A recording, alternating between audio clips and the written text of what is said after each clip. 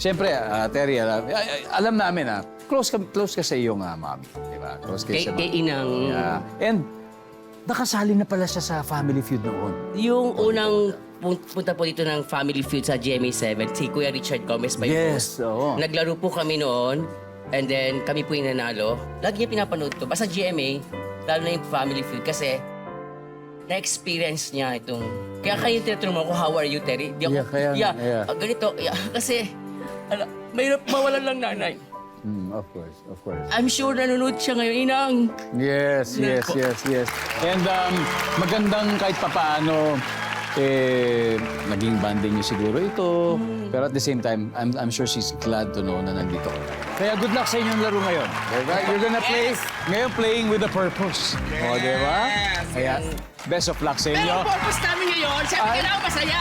Kung ano ang mapanalunan natin, Mapupunta sa... kanila! Kala nyo, ha? Sa amin. Sa inyo.